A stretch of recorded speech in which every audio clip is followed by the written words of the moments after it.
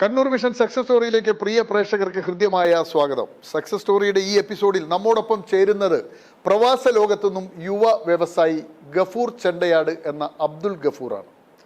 പ്രാഥമിക വിദ്യാഭ്യാസം കൈമുതലാക്കി 4 നൂറ്റാണ്ട് മുമ്പ് UAE വിമാനം കയറിയ ഗഫൂർ കടന്നു വന്ന വഴികളാണ് ഈ എപ്പിസോഡിൽ നാം ചർച്ച ചെയ്യുന്നത്. 146 രാജ്യങ്ങളിൽ പ്രചാരമുള്ള UNV എന്ന ബ്രാൻഡിൻ്റെ UAE എമിറേറ്റ്സിലെ ഏഴ് എമിറേറ്റ്സുകളിലും ഏറ്റവും കൂടുതൽ വിറ്റഴിക്കുന്ന ഈ ബ്രാൻഡിൻ്റെ ഡിസ്ട്രിബ്യൂട്ടർ കമ്പനിയാണ് ഡിജിറ്റൽ ലിങ്ക് ടെക്നോളജി. ആ കമ്പനിയുടെ ഏറ്റവും കൂടുതൽ വിൽപ്പന നടത്തുന്നത് ഈ ബ്രാൻഡ് ഈ ഡിജിറ്റൽ ലിങ്ക് ടെക്നോളജി വഴിയാണ്. ആ കമ്പനിയുടെ മാനേജിംഗ് ഡയറക്ടറാണ് അബ്ദുൽ ഗഫൂർ. അബ്ദുൽ ഗഫൂറിൻ്റെ ജീവിതയാത്രയിലൂടെ നമുക്കൊന്ന് സഞ്ചരിക്കാം. ഗഫൂർ, കണ്ണൂർ മിഷൻ സക്സസ് സ്റ്റോറിയിലേക്ക് ഹൃദ്യമായ സ്വാഗതം. ഗഫൂറെ, വളരെ രസകരമാണ്. താങ്കളെക്കുറിച്ച് അറിഞ്ഞപ്പോൾ ഞങ്ങൾക്കും വലിയ അഭിമാനം തോന്നി. കാരണം പാനൂർ എന്ന ഈ ചെണ്ടയാട് എന്ന കൊച്ചു ഗ്രാമത്തിൽ നിന്ന് താങ്കൾ പ്രവാസ ലോകത്തേക്ക് പോകുന്നു. 25 വർഷക്കാലം 26 വർഷക്കാലം പ്രവാസ ലോകത്ത് പടിപടിയായി വളർന്ന് ഇങ്ങനെ ഏത് വർഷമാണ് താങ്കൾ വിദേശത്തേക്ക് പോകുന്നത്? ഞാൻ 1996 ഡിസംബർ 16 ബോംബെയിൽ നിന്നാണ് ഞാൻ ഫസ്റ്റായിട്ട് ബോംബെയിലേക്ക് പോകുന്നു. ബോംബെ വരെ ഞാൻ ട്രെയിനിന് പോയി. ട്രെയിനിന് അവിടുന്ന് 2 ദിവസം അവിടെ നിന്നതിന് ശേഷം എമിഗ്രേഷൻ ക്ലിയറൻസ് ഒക്കെ അവിടുന്ന് അടിച്ചു കിട്ടിയതിന് ശേഷം ഞാൻ അവിടുന്ന് 19ാമത്തെ വയസ്സിൽ ഞാൻ ദുബായിലെത്തുന്നു.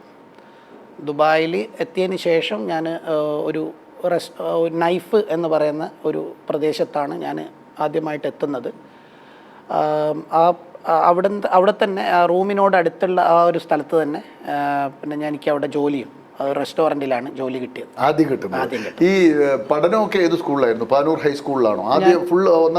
എവിടെയാണ് പ്രാഥമിക വിദ്യാഭ്യാസം? ഏതൊക്കെ സ്കൂളിലായിട്ടാണ്? ഞാൻ എൻ്റെ ഗ്രാമത്തിൽ തന്നെ ഒരു 7ാം ക്ലാസ് വരെയുള്ള ഒരു എവിടെയാണ്? എന്താണ് സ്കൂളിന്റെ പേര്? ചെണ്ടയാട് അബ്ദുറഹ്മാൻ സ്മാരകം UP സ്കൂൾ. അവിടെ നിന്നാണ് 7ാം ക്ലാസ് വരെ അവിടെ പഠിച്ചു. പിന്നെ ഹൈസ്കൂളിലേക്ക് പാനൂരിലേക്ക് പോയി. അതിനുശേഷം ഞാൻ ഹൈസ്കൂൾ PHSലാണ് പോയത്. PHSൽ ഞാൻ പോയ വർഷം തന്നെ PR കുറുപ്പിന്റെ സ്കൂളാണോ? അതെ. പാനൂർ ആ ഏരിയയിൽ ആ ഒരു സ്കൂൾ മാത്രമേ ഉണ്ടായിരുന്നുള്ളൂ. അത് ഒത്തിരി പ്രദേശങ്ങൾ കവർ ചെയ്യുന്ന ഒരു ഏരിയ ആയിരുന്നു. അപ്പോൾ അവിടെ കുട്ടികൾ കൂടിയതിന് ശേഷം അതേ PR-ന്റെ അണ്ടറിൽ തന്നെ വേറൊരു സ്കൂളും കൂടി ജനറേറ്റ് ചെയ്ത് അവർ KKV മെമ്മോറിയൽ സ്കൂളാക്കി മാറ്റി. അങ്ങനെ 2 സ്കൂൾ ഒരേ കോമ്പൗണ്ടിൽ വർക്ക് ചെയ്യുന്ന ഒരു പ്രത്യേകതയും ഞാൻ പഠിച്ച കലാലയത്തിനുണ്ട്. എന്താ മാതാപിതാക്കളൊക്കെ? ഉപ്പ എൻ്റെ പേര് അബ്ദുറഹ്മാൻ എന്നാണ് എൻ്റെ ഉപ്പയുടെ പേര്. പുള്ളിയും ഒരു പ്രവാസിയാണ്. ഖത്തറിൽ ദീർഘകാലം അവിടെ ജോലി ചെയ്തു. അവിടെ സ്വന്തമായിട്ടൊരു എൻ്റെ പെങ്ങളും എൻ്റെ മദറൊക്കെ പറഞ്ഞ പ്രകാരം അവരൊരു കഫ്റ്റീരിയ നടത്തുകയായിരുന്നു. ആ സമയത്ത് തന്നെ ഒരു സംഘാടകനും കൂടിയായിരുന്നു. അത് എൻ്റെ ചെറുപ്പകാലത്ത് എനിക്ക് ഉപ്പാനെ കണ്ടു വളരാൻ കഴിഞ്ഞില്ല. കാരണം ഉപ്പ ഒരു അറ്റാക്കിൽ ഖത്തറിൽ നിന്ന് തന്നെ മരണപ്പെട്ടു. എനിക്ക് 4 വയസ്സേ ആ സമയത്ത് ഉണ്ടായിരുന്നുള്ളൂ. പിന്നെ എൻ്റെ അനുജൻ പ്രഗ്നന്റ് ആയിരുന്നു. നമ്മൾ 5 പേരാണ്. ഉമ്മ നഫീസ. എത്ര കുട്ടികളാണ് നിങ്ങൾ? 5 പേരിൽ 5 പേരിൽ മൂത്തത് ഒരു സിസ്റ്റർ മാത്രമേ ഉള്ളൂ. അവർ മൂത്ത ആളാണ്. അതിനുശേഷം 4 ബ്രദേഴ്സ്. ഞാൻ ഇളയതിന്റെ മൂത്ത ആള്. അപ്പോൾ ചെറുപ്പത്തിലെ പിതാവ് നഷ്ടപ്പെട്ടത് കൊണ്ട് ഉള്ള പ്രശ്നങ്ങൾ ആ സമയത്ത് ഉണ്ട്. ശരിക്കും പിതാവ് നഷ്ടപ്പെട്ടതിന് ശേഷം അവിടെ നിന്ന് ഉള്ള ശരിക്കും ബോഡിയൊന്നും ഇങ്ങ് കൊണ്ടുവരാൻ പറ്റിയില്ല. ആ ഒരു ഇപ്പോൾ പോലെയുള്ള സംവിധാനങ്ങളൊന്നും അന്നില്ല. പിന്നെ 40 വർഷം മുമ്പായിരിക്കും. അതെ തീർച്ചയായിട്ടും. അപ്പോൾ ആ സമയത്ത് അവിടെ നിന്നുള്ള അസറ്റ്സ് വിറ്റിട്ടാണ് നമ്മളെ ഈ ചെണ്ടയാടുള്ള ഞാൻ മുന്നേ താമസിച്ചു കൊണ്ടിരുന്ന ഭവനത്തിൻ്റെ കൺസ്ട്രക്ഷൻ വർക്കുകളും തീർത്തത്. അതിൽ എൻ്റെ പിന്നെ അമ്മാവനും അതിലൊരു പങ്കാളിയാണ്. പിന്നെ നമ്മൾ പിൽക്കാലത്ത് നോക്കിയത് അമ്മാവനാണ്. അപ്പോൾ പിതാവിൻ്റെ ലാളന കിട്ടാതെ വളർന്ന ഒരു ബാല്യമാണ് താങ്കൾക്കുള്ളത്. അതെ അല്ലേ? അതുകൊണ്ട് തന്നെ ചെറുപ്പത്തിലെ കുടുംബം നോക്കിയിട്ട് മൂത്തയാൾ നിങ്ങളാണോ?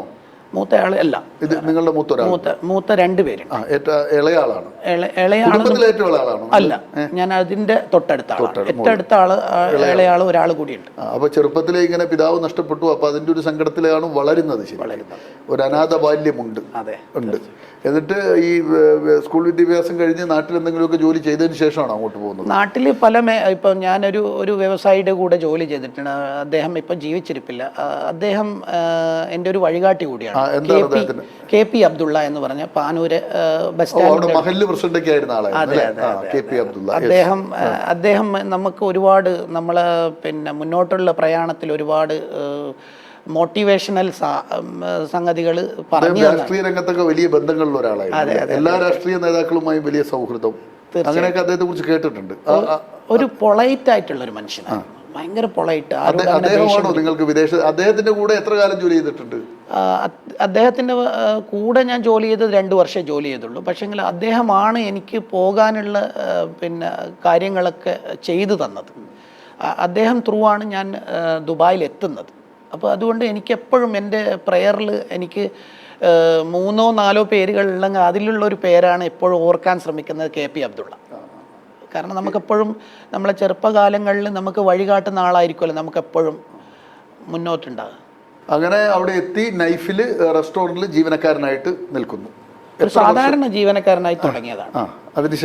അതിനുശേഷം ഞാൻ എത്ര വർഷം നൈഫിൽ റെസ്റ്റോറൻറ്റിൽ ജോലി ചെയ്തിട്ടുണ്ട്? നൈഫിൽ ഏകദേശം ഞാൻ 2.5-3 വർഷത്തോളം ജോലി ചെയ്തു. അത് കഴിഞ്ഞ് ഞാൻ എൻ്റെ കടയിലൊരു സ്ഥിരം സന്ദർശകനായ ഒരാൾ മുഖേനയാണ് എനിക്ക് ഈ പ്രോ മീഡിയ സിസ്റ്റം എന്ന് പറയുന്നത് ഒരു ശരിക്കും പറയാന്ന് വെച്ചാൽ ഒരു ഇംഗ്ലീഷ് കോളനി ആയിട്ടുള്ളൊരു കമ്പനിയാണ്. അവിടെ ഒരു പാർട്ട് ടൈമായിട്ട് വിസയൊന്നും അടിക്കാതെ ഒരു പാർട്ട് ടൈം ഒരു ജോലി കിട്ടി. പാർട്ട് ടൈം ജോലി എന്ന് പറഞ്ഞാൽ ആ സമയത്തൊന്നും നമുക്ക് വിസയില്ലാത്ത വിസയൊക്കെ അടിച്ചതിന് ശേഷമേ ജോലി കിട്ടത്തുള്ളൂ. പക്ഷേ ഞാൻ ഈ പുള്ളിയുടെ എൻ്റെ റൂമിലുള്ള ഈ റൂംമേറ്റിൻ്റെ ഷെയറിങ്ങിൽ താമസിക്കുന്ന അയാളുടെ സഹായത്തോടു കൂടി ഞാൻ അവിടെ ഇൻ്റർവ്യൂവിന് പോയപ്പോൾ വെള്ളക്കാരൻ പറഞ്ഞു നിങ്ങൾക്ക് ജോലി ഇംഗ്ലീഷുകാരാണ്. എനിക്കെന്താ വെച്ചാൽ നമുക്കിപ്പം കമ്മ്യൂണിക്കേറ്റ് ചെയ്യാൻ അറിയാമെങ്കിലും ആ സമയത്തൊന്നും ശരിക്കും ഇംഗ്ലീഷിൻ്റെ ഒന്നും അറിയില്ല. പുള്ളി ചോദിക്കുന്നുണ്ട് എന്തൊക്കെയോ ഒരു സ്കോട്ടിഷ് അല്ലെങ്കിൽ ഒരു ശരിക്കും തനി ഇംഗ്ലീഷുകാരനാണ്. അയാൾ പറയണമെന്ന് എനിക്ക് മനസ്സിലാകുന്നില്ല. ലാസ്റ്റ് അയാൾ ചോദിച്ച് നീ ഡ്രൈവറെ ജോലിയും ഹെൽപ്പറെ ജോലിയും ചെയ്യുമോ എന്ന് ചോദിച്ചു. ഞാൻ പറഞ്ഞു രണ്ടും ഞാൻ ചെയ്യാൻ തയ്യാറാണ്. ഞാൻ ഈ റെസ്റ്റോറൻറ്റിൽ ഉണ്ടാക്കിയ ഏക മുതൽക്കൂട്ടെന്ന് പറഞ്ഞാൽ 1 വർഷം കൊണ്ട് ഞാൻ എൻ്റെ മിച്ചമായ ശമ്പളം വെച്ച് ഞാനത് ലൈസൻസ് എടുത്തു. കാരണം ഞാൻ വർക്ക് ചെയ്യുന്ന റെസ്റ്റോറൻറ്റിൻ്റെ മുന്നേ തന്നെ മുൻ സൈഡിലായിട്ട് തന്നെ ഒരു ഇന്ത്യക്കാരൻ്റെ മലയാളിയല്ല ഒരു ഇന്ത്യക്കാരൻ്റെ ഡ്രൈവിംഗ് സ്കൂളുണ്ട്. അപ്പോൾ അദ്ദേഹത്തിനോട് ഞാൻ പറഞ്ഞു എനിക്ക് ശമ്പളം ഒക്കെ കിട്ടുമ്പോൾ ലേറ്റാവും അങ്ങനെയൊക്കെ ഉണ്ട്, എനിക്ക് കുറച്ച് സാവകാശം തരണം, അപ്പോൾ എനിക്ക് പഠിക്കാനുള്ളൊരു സഹായം വേണം. അപ്പോൾ പുള്ളി എന്നെ സഹായിച്ചു. അപ്പോൾ ഞാൻ ഒരു നൈബർ ആയതുകൊണ്ട് ഇവനെവിടെയും പോകില്ല എന്നുള്ള ഇതുകൊണ്ടും ഞാൻ അവിടെ ചേർന്നു, അവിടുന്ന് പഠിച്ചു. പക്ഷേ എനിക്ക് ഒത്തിരി സമയം കഴിഞ്ഞു കിട്ടുമ്പോൾ ഏകദേശം 1 വർഷം 1.5 വർഷം എടുത്തു. എന്നാലും 25 വർഷം മുമ്പ് ദുബായിൽ ഇന്ന് ഡ്രൈവിംഗ് ലൈസൻസ് കിട്ടുന്നതാണ്. അന്ന് 25 വർഷം മുമ്പ് ദുബായിൽ ഡ്രൈവിംഗ് ലൈസൻസ് സംഘടിപ്പിക്കുക ചെറിയ കാര്യമല്ല. തീർച്ചയായിട്ടും അത് അന്ന് സംഘടിപ്പിച്ചു. ടെസ്റ്റൊക്കെ വളരെ ടഫായിരുന്നു. അതിനുശേഷമാണ് ഞാൻ കിട്ടിയപ്പോൾ 6 മാസം കഴിഞ്ഞതിന് ശേഷം ആയിരിക്കും ഉത്തമമെന്ന് വിചാരിച്ചുകൊണ്ട് ഞാനത് 6 മാസം കഴിഞ്ഞതിന് ശേഷമാണ് വീണ്ടും ഞാൻ ജോലിക്ക് വേണ്ടി ശ്രമങ്ങൾ നടത്തിയത്. പിന്നെ എന്നെ സംബന്ധിച്ചിടത്തോളം ഞാൻ എല്ലാവരോടും നല്ല ഒരു PR നിൽക്കും. ആ ഒരു ഇതുകൊണ്ട് ആ പുള്ളി എൻ്റെ ഒരു പൊളൈറ്റ്നെസ്സും ഇതൊക്കെ കണ്ടിട്ട് പുള്ളി എന്നോട് പറഞ്ഞു ഞാൻ എന്നെ സഹായിക്കാമെന്ന് പറഞ്ഞു. അങ്ങനെയാണ് ഞാൻ ആ ഒരു പ്രോ മീഡിയ എന്ന് പറയുന്ന ഒരു ഓഡിയോ വീഡിയോ സിസ്റ്റം ഇൻറ്റിഗ്രേറ്ററാണ് അവർ. അപ്പോൾ അവിടെ എത്തുന്നത് ശരിക്കും പറഞ്ഞാൽ എന്നെ സംബന്ധിച്ചിടത്തോളം ഇലക്ട്രോണിക്സിൻ്റെയോ ഇലക്ട്രിക്കലിൻ്റെതോ ലോ വോൾട്ടേജ് പരമായിട്ട് ഈ സെഗ്മെൻറ്റിന് പറയുന്ന പേര് ലോ വോൾട്ടേജ് എന്നാണ്. ഈ ലോ വോൾട്ടേജുമായിട്ട് ബന്ധപ്പെട്ടിട്ടുള്ള ഒരു കാര്യവും എനിക്ക് അറിയില്ലായിരുന്നു. അങ്ങനെ പിന്നെ ഈ ഇംഗ്ലീഷുകാരുടെ അടിയിൽ മലയാളീസാണ്, ഇംഗ്ലീഷുകാരുടെ കീഴിൽ ജീവനക്കാരായിട്ട് മലയാളികളാണ്, വേറെ ഒരു നാഷണാലിറ്റിയും ഇല്ല ഇവരുടെ കൂടെ. കമ്പനിയിൽ എത്ര ജീവനക്കാരുണ്ട് നിങ്ങൾ കയറുന്ന സമയത്ത്? ആ സമയത്ത് ഞാനും കൂടി ചേർന്ന് ഒരു 15 പേര് ഉണ്ടായിരുന്നു. അത്രേ ഉള്ളൂ. ഇംഗ്ലീഷുകാരാണ് നിങ്ങളുടെ മാനേജ്മെന്റ്. അവർ നിങ്ങളോട് എങ്ങനെ കമ്മ്യൂണിക്കേറ്റ് ചെയ്യാൻ നേരം? ശരിക്കും പറയാന്ന് വെച്ചാൽ അതിൽ ഒത്തിരി എനിക്ക് ഇപ്പം അത് തിരിഞ്ഞു നോക്കുമ്പോൾ ഞാൻ ചെയ്ത കുറേ മണ്ടത്തരങ്ങളെ പറ്റിയിട്ടുള്ള ഒരുപാട് കാര്യങ്ങൾ എനിക്ക് ഇതിൽ പറയാൻ നമുക്ക് അത്ര സമയമില്ലെങ്കിലും ഒരു പ്രാവശ്യം എന്നോട് പിന്നെ സ്കോട്ട്ലൻഡുകാരനായ സായിപ്പ്, പുള്ളിയുടെ പോൾ ഡേവീസ്. പോൾ ഡേവീസ് എന്നോട് പറഞ്ഞു, ഗഫൂർ, അദ്ദേഹം ഈ വർഷത്തിൽ പുള്ളി വില്ലയിലാണ് താമസിക്കുന്നത്, ഈ ജുമൈറ ഭാഗത്തുള്ള വില്ലയിലാണ്. ഞാൻ എൻ്റെ ഈ പറയുന്ന പ്രോമീഡിയ സിസ്റ്റം ഷെയ്ഖ് സായദ് റോഡ് എന്ന് പറഞ്ഞ സ്ഥലത്ത് ഒരു പോഷായ ഏരിയയിലാണ് നമ്മളെ ഓഫീസ്. അപ്പോൾ അവർക്ക് സിസ്റ്റർ കൺസേൺ ആയിട്ട് 2-3 ഇതുപോലെയുള്ള പരിപാടികളുണ്ട്, ഡിസ്ട്രിബ്യൂഷൻ ചാനലുണ്ട്, റെൻ്റലുണ്ട്, ഇതൊക്കെ ഉണ്ട്. അപ്പോൾ ഒരു ദിവസം ഈ പുള്ളി, അതായത് ജനറൽ മാനേജറായ പുള്ളി, പിന്നെ ഈ ഇത് മാറുന്ന സമയത്ത് എന്നോട് പറഞ്ഞു, ഗഫൂറെ, നിൻ്റെ ഈ വാനിൽ കയറ്റിയിട്ട് കുറച്ച് സാധനങ്ങൾ എനിക്ക് എൻ്റെ വീട്ടിലെത്തിക്കണം. അത് ഞാൻ ഇവിടുത്തെ, അതായത് ഈ പ്രോമീഡിയ സിസ്റ്റം എന്ന് പറയുന്ന കമ്പനിയുടെ പിൻവശത്ത് കൊണ്ടുവച്ചിട്ടുണ്ട് എന്ന് പറഞ്ഞു. അങ്ങനെ അപ്പോൾ കൊണ്ടുവച്ചതെന്ന് പറഞ്ഞു കഴിഞ്ഞാൽ ഒരു സോഫ സെറ്റും ഒരു കർട്ടൻ്റെ സെറ്റും ഇങ്ങനെ വെച്ചിട്ടുണ്ട്. പുള്ളി എന്നെ ഈ കർട്ടൻ്റെ മൊത്തത്തിലുള്ള ഒരു സെറ്റും അതിൻ്റെ കീഴെയായിട്ട് നമ്മൾ ഈ കർട്ടൻ്റെ തുണി ഇങ്ങനെ ഉണ്ടാവുമല്ലോ, അപ്പം പുള്ളി എന്നെ ഈ കർട്ടനിൽ തൊട്ടിട്ട്, കാരണം എനിക്ക് കമ്മ്യൂണിക്കേറ്റ് ചെയ്യുന്ന പുള്ളി പറയുന്നതൊന്നും മനസ്സിലാവുന്നില്ല, എനിക്ക് അങ്ങോട്ടൊന്നും പറയാനും പറ്റുന്നില്ല. അപ്പോൾ പുള്ളി ഇങ്ങനെ പിടിച്ചിട്ട് പറഞ്ഞ് ദിസ് എന്നിങ്ങനെ പറയുന്നുണ്ട്. ഞാൻ വിചാരിച്ച എന്താണെന്ന് വെച്ച് കഴിഞ്ഞാൽ, ഇത് ഈ വലിയ കർട്ടൻ്റെ മുകളിൽ അതിനൊരു തലയണി പോലെയുള്ള ഭാഗം ഇതിൽ പിൻ ചെയ്ത് വെച്ചിരിക്കുകയാണ്. ഞാൻ എന്ത് ചെയ്തെന്ന് പറഞ്ഞു കഴിഞ്ഞാൽ, ഞാൻ ഈ സോഫ എടുത്ത് വണ്ടി കയറ്റി ഒരാളെ ഹെൽപ്പോട് കൂടി ഞാൻ ഈ സാധനം, പുള്ളി അങ്ങ് പോയപ്പോൾ വൈകുന്നേരം എത്തിക്കാനാണ് പറഞ്ഞു, എൻ്റെ പണി കഴിഞ്ഞതിന് ശേഷം ഞാൻ എന്ത് ചെയ്തെന്ന് പറഞ്ഞാൽ, ഞാൻ ഈ പിന്ന് പിടിച്ചു വലിച്ചിട്ട് ഞാൻ ഈ കർട്ടൻ മാത്രം എടുത്ത് ഈ സാധനം അവിടെ വെച്ചു. എന്നിട്ട് ഞാനിത് വണ്ടി കയറ്റിയിട്ട് പിന്നെ അവിടെ കൊണ്ടുപോയപ്പോൾ പുള്ളി അവിടെ ഇല്ലായിരുന്നു. അപ്പം ഞാൻ ആ വണ്ടി തിരിച്ച് ഞാൻ വന്നു, വീട്ടിൽ പോയി, ഒന്നും കുഴപ്പമില്ല. പിന്നെ പുള്ളി എന്നെ വിളിച്ചോ ഒന്നുമില്ല. പിറ്റേന്ന് രാവിലെ പുള്ളിയെ ഞാൻ കാണാത്തൊരു പ്രഷറിലാണ് കാണുന്നത്. പുള്ളി ഇതിൻ്റെ ഒരു അധീപനായ ഒരു വെള്ളക്കാരനാണ്, ഹെഡാണ്.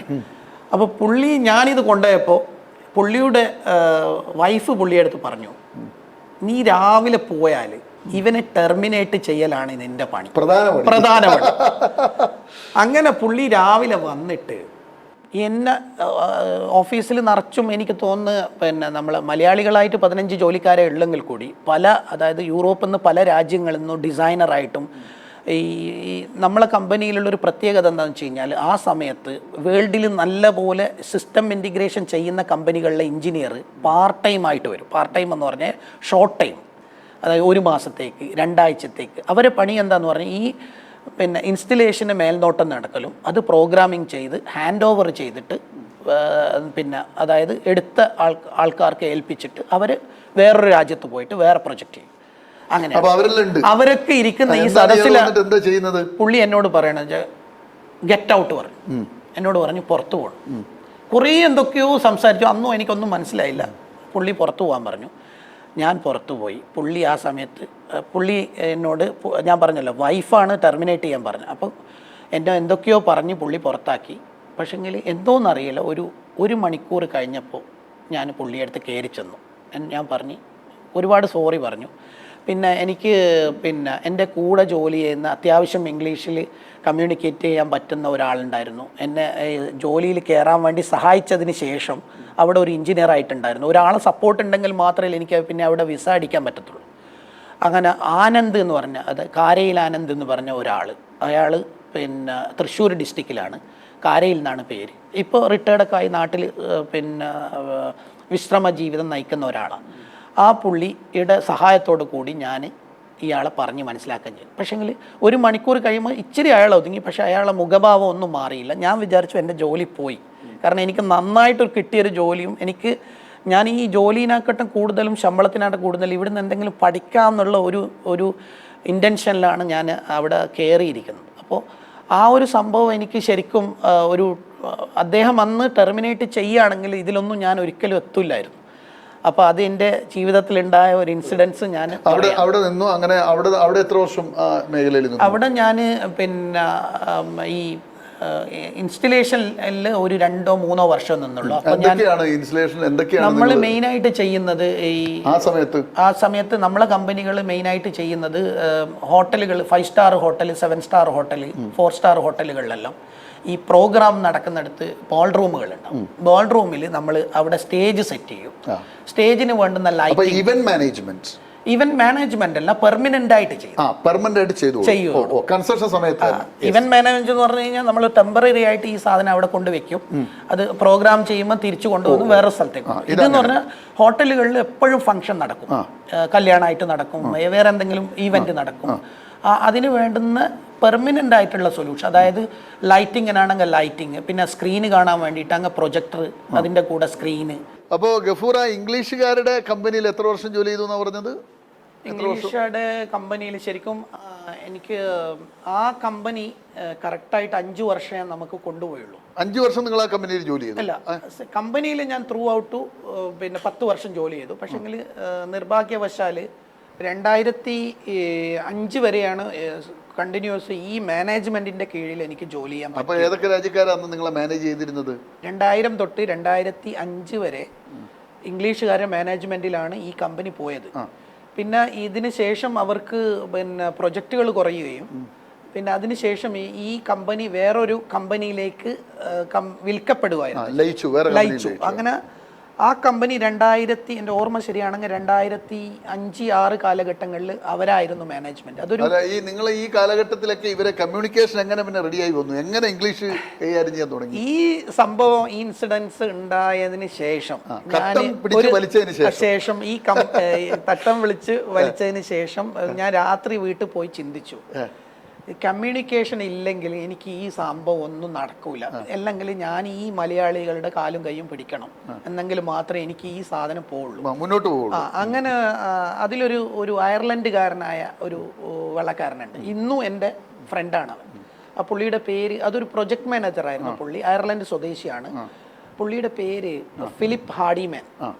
ഇന്നും അയർലൻഡുകാരനാണ്. പുള്ളിയുടെ പിന്നെ ഭാര്യ ശരിക്കും അയർലൻഡ് നാഷണാലിറ്റിയാണ്, പക്ഷെങ്കിൽ കാശ്മീരിലുള്ള ഒരു സ്ത്രീയാണ്, കാശ്മീരി സ്ത്രീയാണ്. ഇയാളുമായിട്ടുള്ള ബന്ധം ഇപ്പോഴും തുടരുന്നുണ്ട്. ആ അദ്ദേഹത്തോട് ചോദിച്ചതിന് ശേഷം എന്നോട് പറഞ്ഞു, നീ കുറച്ച് ഇംഗ്ലീഷ് എവിടെയെങ്കിലും സ്പോക്കൺ പോയി പഠിക്കണം എന്ന് പുള്ളി എന്നോട് പറഞ്ഞു, നിർദ്ദേശിച്ചു. അങ്ങനെ ഞാൻ ഇതും ദേരയിൽ ഒരു ഇൻസ്റ്റിറ്റ്യൂട്ട് പോയി സംസാരിച്ചപ്പോൾ അവർ പറഞ്ഞു, നിങ്ങൾക്ക് സംസാരിച്ച് പഠിക്കുകയും ചെയ്യാം, കുറച്ച് ഗ്രാമറൊക്കെ പഠിക്കാം എന്ന് പറഞ്ഞതിൻ്റെ അടിസ്ഥാനത്തിൽ ഞാൻ ഒരു 3 മാസത്തെ കോഴ്സിന് ചേർന്നു. എനിക്ക് തോന്നുന്ന ഒരു 2 മാസം കണ്ട് ഞാൻ പോയുള്ളൂ, ഏകദേശം കാര്യങ്ങൾ മനസ്സിലായി. പിന്നെ ഞാൻ അതിൽ മനസ്സിലാക്കിയത്, നമ്മൾ തെറ്റ് പറഞ്ഞാലും നമ്മൾ ഈ സാധനം സംസാരിച്ച് തന്നെ പഠിക്കണം. നമുക്ക് ഒരു തെറ്റല്ലേ നമ്മൾ പറയുന്ന ഗ്രാമർ മിസ്റ്റേക്ക് ആണല്ലോ എന്ന് പറഞ്ഞു കഴിഞ്ഞാൽ നമ്മൾ ആ ഇരുന്നിടത്ത് ഇരിക്കതേ പറ്റത്തുള്ളൂ. പിന്നെ അതിന്റെ അപ്പുറത്തേക്ക് സാധാരണ ഈ പ്രവാസ ലോകത്ത് എത്തിക്കഴിഞ്ഞാൽ കഫ്റ്റേരിയയിൽ ജോലി കിട്ടിക്കഴിഞ്ഞ സാധാരണ ആളുകൾ ഒരു കഫ്റ്റേരിയ തുടങ്ങാനാണ് നോക്കുക. നിങ്ങൾ ഇംഗ്ലീഷുകാരടിക്കത്ത് ഇംഗ്ലീഷ് പഠിച്ചു. ആ കമ്പനിയിൽ 10 വർഷം ജോലി ചെയ്തു. അപ്പോഴത്തേക്ക് തറവ് ഇംഗ്ലീഷായി.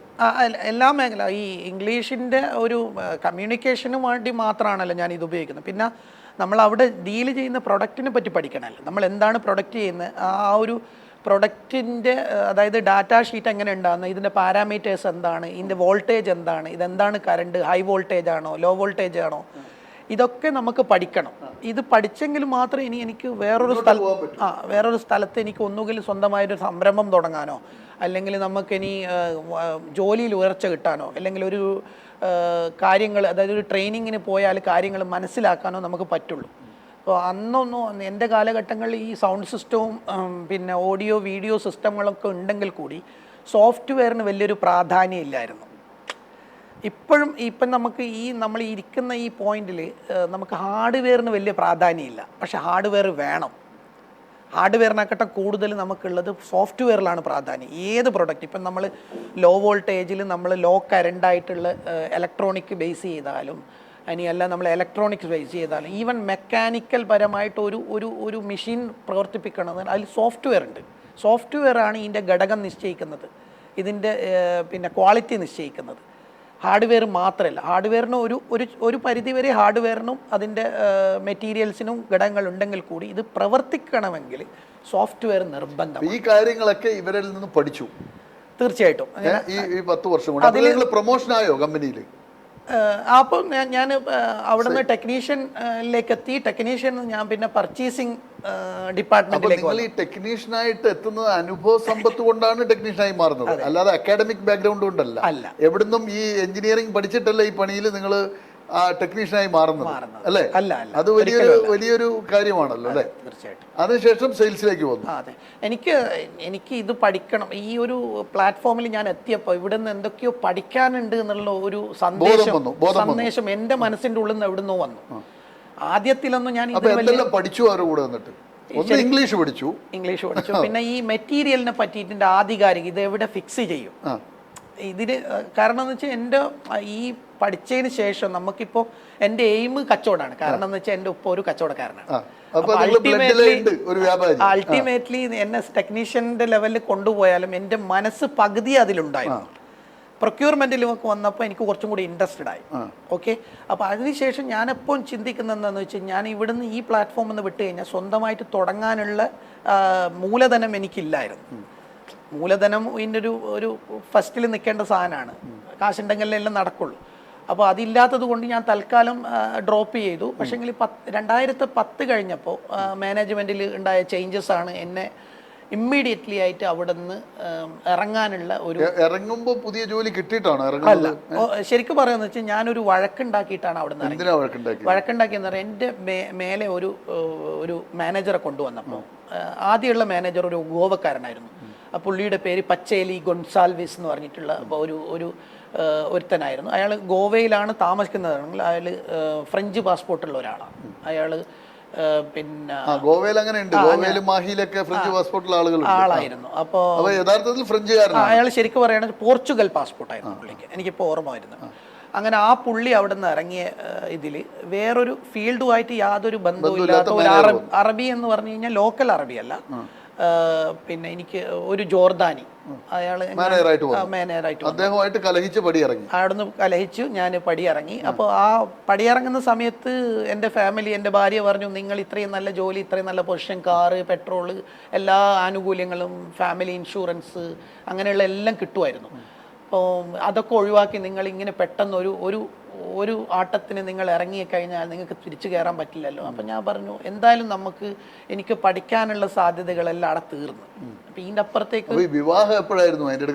അതിൻ്റെ വിവാഹം കഴിച്ചതിന് ശേഷമാണ്, അതായത് 1999 ഇതിൽ വിവാഹം കഴിഞ്ഞതിന് ശേഷമാണ് ഞാൻ രണ്ടാമതും ജോലിക്ക് കയറിയത്. ഈ കമ്പനിയിൽ കയറിയത് അല്ല, റെസ്റ്റോറന്റിൽ കയറിയത്.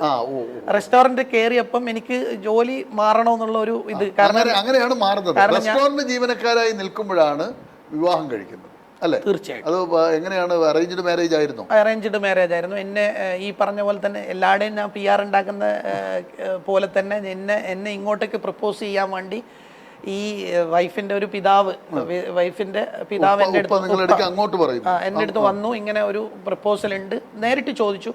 അപ്പം ഞാനത് ഇപ്പം പറ്റത്തില്ല, പിന്നെ ചെയ്യാന്നുള്ള നിലയിൽ നിന്നായിരുന്നു. പിന്നെ അത് നടക്കുമ്പോൾ ഏതെങ്കിലും ഒരു സമയത്ത് നടക്കട്ടെ എന്നുള്ള നിലയ്ക്ക് 99 വിവാഹം കഴിച്ചു.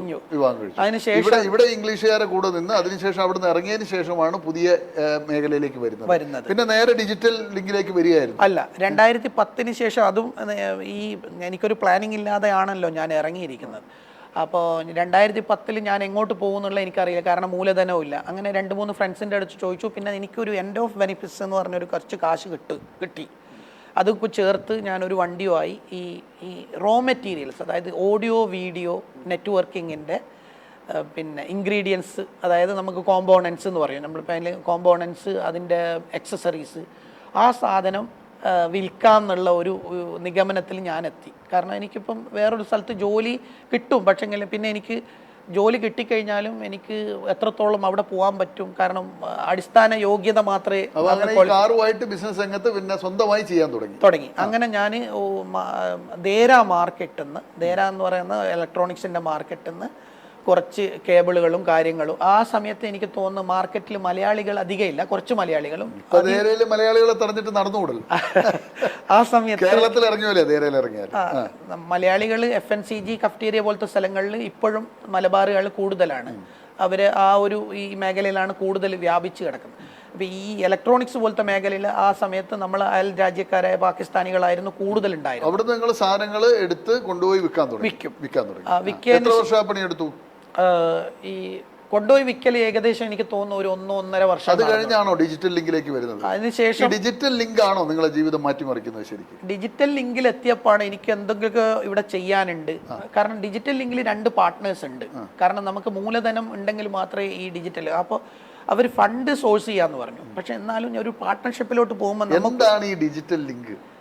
ഡിജിറ്റൽ 2013 ഈ ഡിജിറ്റൽ ഞാൻ 146 രാജ്യങ്ങളിൽ അതിന്റെ വിൽക്കുന്ന ഒരു പ്രൊഡക്റ്റ് ആണ് നിങ്ങൾ സെയിൽ ചെയ്യുന്നത്. അതെ അതെ, അതിന്റെ ഡിസ്ട്രിബ്യൂട്ടർ. അതെ അതെ അതെ അതെ. അപ്പോൾ ഈ ഡിജിറ്റൽ ലിങ്ക് എന്ന് പറഞ്ഞാൽ എന്താണ്? തുടക്കത്തിൽ എന്തൊക്കെയായിരുന്നു ഡിജിറ്റൽ ലിങ്ക് എന്ന് പറഞ്ഞാൽ? ഞാൻ ആ ഡിജിറ്റൽ ലിങ്ക് എന്ന് പറഞ്ഞ ഒരു കോൺസെപ്റ്റ് കൊണ്ടുവന്നതെന്ന് പറഞ്ഞു കഴിഞ്ഞാൽ ആ സമയത്ത് ഡിജിറ്റലിൻ്റെ രംഗപ്രവേശനവും അനലോഗിൻ്റെ പിന്നെ താഴെയുള്ള പോക്കായിരുന്നു. പക്ഷേ ശരിക്കും അതൊരു ഉച്ചസ്ഥായിയിൽ എത്തിയില്ലായിരുന്നു ആ സമയത്ത് എനിക്ക് ആശയമുണ്ട് ഇത് ഡിജിറ്റലിലേക്ക് കൊണ്ടുപോകണം. പക്ഷെ നമ്മൾ ചെറുകിട വർക്കുകൾ അനലോഗിൽ തുടങ്ങിയാൽ മാത്രമേ നമുക്ക് മുന്നോട്ട് പോകാൻ പറ്റൂ. അന്ന് നമ്മളെ കമ്പനിയിൽ ചെയ്തത് OEM, അതായത് നമ്മളെ പേരിൽ പിന്നെ ക്യാമറകൾ, എക്സസറീസുകൾ ഒരു പേര് രജിസ്റ്റർ ചെയ്ത് അതിൽ കൊണ്ടുവന്നിട്ട് വിൽക്കുന്ന ഒരു പ്രവണതയായിരുന്നു. അപ്പോൾ ഞാൻ നിങ്ങളോട് മുന്നേ പറഞ്ഞത് പ്രകാരം ഈ സോഫ്റ്റ്വെയറിൽ അതിന് അന്ന് വലിയൊരു പ്രാധാന്യം ഇല്ലായിരുന്നു ആ തുടക്ക സമയങ്ങളിൽ. അപ്പോൾ അനലോഗ് ക്യാമറകളാണ് വിറ്റുകൊണ്ടിരുന്നത്. അപ്പോൾ 2014-15 കാലഘട്ടങ്ങളിൽ മാർക്കറ്റിൻ്റെ സ്ട്രാറ്റജി മൊത്തം മാറി. അന്ന് 75% അനലോഗ് ക്യാമറ വിൽക്കുന്നിടത്ത് പിന്നെ റേഷ്യോ മാറിയിട്ട് 25% അനലോഗും പതിയെ ഷെയർ അനലോഗ് ഡിജിറ്റലിലേക്ക് പോയി. അപ്പോൾ ഡിജിറ്റലിലേക്ക് പോയപ്പോൾ നമുക്ക് സോഫ്റ്റ്വെയറിൽ ഈ സാധനം ഇൻവെസ്റ്റ് ചെയ്തെങ്കിലും മാത്രമേ നമുക്കിത് പിടിച്ചു നിൽക്കാൻ പറ്റൂ. അപ്പോൾ ഇത്രയും വലിയ മൂലധനം ഒരു കമ്പനിക്കും ഇല്ല. ഈ ചെറിയ ഒരു മലയാളി ഒരു റെസ്റ്റോറൻറ്റിൽ ജീവിതം തുടങ്ങിയ ഒരാൾ ഈ സോഫ്റ്റ്വെയറും ഡിജിറ്റലൊക്കെ പഠിക്കണമെങ്കിൽ നിങ്ങളൊരു എഞ്ചിനീയറിംഗ് ബിരുദധാരിയല്ല. അങ്ങനെ ഈ കാര്യങ്ങളൊക്കെ പഠിക്കാൻ സാധിച്ചു എന്നുള്ളതാണ് ഒരു കേൾക്കുന്ന ആളുകളുടെ മനസ്സിൽ തോന്നുന്ന ഒരു ചോദ്യമാണ്. നിങ്ങൾ സോഫ്റ്റ്വെയറും ഡിജിറ്റൽ സംവിധാനങ്ങളൊക്കെ പറയുമ്പോൾ അക്കാഡമിക് ബാക്ക്ഗ്രൗണ്ട് ഇല്ല. തീർച്ചയായിട്ടും ഞാൻ ഇപ്പോഴും ഇപ്പോൾ എൻ്റെ മോനോടായാലും, എൻ്റെ മോനെ ഇപ്പോൾ 2nd ഇയർ കമ്പ്യൂട്ടർ സയൻസ് പഠിക്കുന്ന ഒരു വിദ്യാർത്ഥിയാണ്. ഇപ്പോൾ ദുബായിൽ തന്നെ പഠിക്കുന്ന MIT യൂണിവേഴ്സിറ്റിയിൽ അവൻ പഠിക്കുന്നത്. ഞാൻ എപ്പോഴും അവനെ കാണും, അവൻ പോവും. പക്ഷേ ഇന്നത്തെ തലമുറ ശരിക്കും പറഞ്ഞു വെച്ചാൽ ഡിജിറ്റലിൽ നമ്മൾ ആവശ്യമായ കാര്യങ്ങൾ പഠിക്കാതെ നമ്മൾ ഈ മൊബൈൽ വേറെ എന്തൊക്കെയോ കണ്ടിട്ട് നിങ്ങൾ യൂസ് ചെയ്യുന്ന സാധനം ഈ ഡിജിറ്റൽ പ്ലാറ്റ്ഫോം നിങ്ങൾക്ക് ഫ്യൂച്ചറിൽ ആവശ്യമായ സാധ്യതകളിലേക്കാണോ നിങ്ങൾ ചെയ്യുന്നതെങ്കിൽ നിങ്ങൾക്ക് അൺലിമിറ്റഡ് സംവിധാനമാണ്, അൺലിമിറ്റഡ് വേ ആണ്, അൺലിമിറ്റഡ് റീച്ച് ആണ്.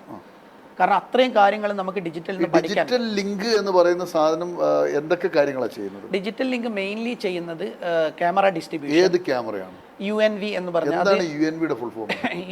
അതായത് യൂണിവ്യൂ എന്നുള്ള ഒരു സ്ഥാപനമായിരുന്നു. അതെവിടെയാണ് ആസ്ഥാനം? ആസ്ഥാനം ചൈനയിൽ തന്നെയാണ്. ശരിക്കും ഈ സംവിധാനമൊക്കെ തുടങ്ങുന്നത് ഏത് രാജ്യത്താണ്? ഇത് AI-യുടെ തുടക്കം ശരിക്കും USA-ലാണ്. അല്ല, AI ആണോ ഇപ്പം AI ആണ് പ്രധാനമായിട്ടും മുന്നിട്ട് നിൽക്കുന്നത്? തീർച്ചയായിട്ടും. ഇപ്പൊ ക്യാമറകളിൽ ആർട്ടിഫിഷ്യൽ ഇന്റലിജൻസിന്റെ എല്ലാ ഘടകങ്ങളും അതിൽ ലയിച്ചുകൊണ്ടാണ് ഇപ്പം കാര്യങ്ങൾ പോകുന്നത്. കാരണം എന്ന് വെച്ച് കഴിഞ്ഞാൽ ഇപ്പോൾ ഈ AI എന്ന് പറയുമ്പോൾ കേരളത്തിൽ ഇപ്പൊ AI ക്യാമറ വിവാദം നടക്കുന്ന ഒരു ടൈമാണ്. എല്ലാവർക്കും AI എന്ന് പറയും. എന്താണ് ഈ AI? Artificial intelligence. അതായത് നമുക്ക് ഒരു കമ്പ്യൂട്ടറിനോട് നമ്മൾ എന്താണോ പറഞ്ഞു കൊടുക്കുന്നത് അതിൽ കോഡിംഗ് രൂപത്തിൽ നമ്മൾ പറഞ്ഞ് മനസ്സിലാക്കി കൊടുക്കുന്ന ആ കമ്പ്യൂട്ടർ അതിനെ നിങ്ങൾക്ക് അതിന്റെ പ്രതിഫലനം നിങ്ങൾക്ക് തരുന്നു. ഇപ്പൊ ഈ ആർട്ടിഫിഷ്യൽ ഇന്റലിജൻസ് എത്ര വർഷമായി UAE വന്നിട്ട്? UAE ആർട്ടിഫിഷ്യൽ ക്യാമറകളിൽ വന്നിട്ട് ഇപ്പോൾ ഒരു 5-6 വർഷമായി. പക്ഷേ അതിന്റെ ഒന്നും എഫിഷ്യൻസി അത്ര, കാര്യക്ഷമത അത്ര ഇല്ലായിരുന്നു ആദ്യഘട്ടങ്ങളിൽ. ഇത് USA-ലുള്ള കമ്പനിയാണ് ഇത് കണ്ടുപിടിച്ചത്. ഒത്തിരി വർഷം മുതൽ ഇതിന്റെ ടെക്നോളജി കണ്ടുപിടിച്ചിട്ടുണ്ട്.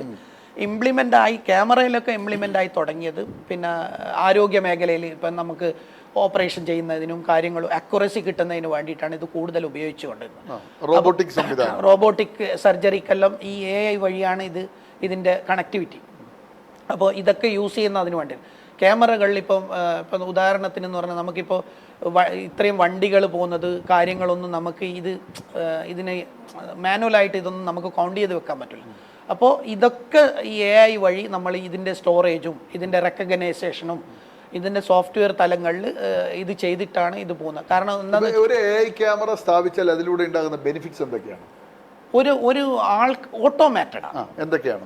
അതായത് ഇപ്പം നിങ്ങൾക്കൊരു പെർട്ടിക്കുലർ കാറ് കാണുന്നില്ല, അപ്പം നിങ്ങൾക്ക് അത് പോകാനുള്ള സാധ്യതകൾ വഴിയിൽ ഇതുണ്ടെങ്കിൽ ഇത് റെക്കോർഡ് ചെയ്താണെങ്കിൽ നിങ്ങൾക്ക് കളർ വെച്ച് ചെയ്യാം, നിങ്ങൾക്ക് അതിൻ്റെ നമ്പർ വെച്ച് ചെയ്യാം, നിങ്ങൾക്ക് അതിൻ്റെ എന്തൊക്കെ ഡാറ്റ നിങ്ങൾ ഉദ്ദേശിക്കുന്ന വിധത്തിൽ സെർച്ച് എഞ്ചിൻ ചെയ്യുന്ന രൂപത്തിൽ ക്യാമറയുടെ NVR-ലോ അത് സ്റ്റോർ ചെയ്ത് വെച്ചിരിക്കുന്ന PC യിലോ നിങ്ങൾക്കത് സെർച്ച് ചെയ്ത് വിത്തിൻ 10 മിനിറ്റ്സ് മാക്സിമം, അല്ലെങ്കിൽ വിത്തിൻ 5 മിനിറ്റ്സ്, അല്ലെങ്കിൽ വിത്തിൻ 2 മിനിറ്റ്സ് നിങ്ങൾ ഇപ്പം നമ്മൾ സെർച്ച് എഞ്ചിനിൽ എങ്ങനെയാണോ സെർച്ച് ചെയ്യുന്നത് ആ രൂപത്തിൽ അതിനൊരു കോഡിംഗ് ഉണ്ട്, ആ രൂപത്തിൽ അത് സെർച്ച് ചെയ്യുകയാണെങ്കിൽ ഇമ്മീഡിയറ്റ്ലി നിങ്ങൾക്ക് അതിൻ്റെ കൃത്യത കിട്ടും. ഈ ക്യാമറ സ്ഥാപിച്ചാൽ സാധാരണ ഈ മോഷ്ടാക്കളൊക്കെ വീട്ടിൽ കയറി കഴിഞ്ഞാൽ ക്യാമറ സ്റ്റോർ ചെയ്യുന്ന ആ സംവിധാനം ഉണ്ടല്ലോ, എന്തായാലും പറയുക പണ്ട് അനലോഗിലാണെങ്കിൽ DVR-ഉം പിന്നെ IP-യിലാണെങ്കിൽ NVR. എന്താണ് ഈ IP എന്ന് പറഞ്ഞാൽ ഇന്റർനെറ്റ് പ്രോട്ടോകോൾ വഴി, അതായത് എല്ലാത്തിനും കമ്പ്യൂട്ടർ. അപ്പോൾ ഒരാൾക്ക് നിങ്ങൾക്ക് വേറൊരു സൈറ്റിലുള്ള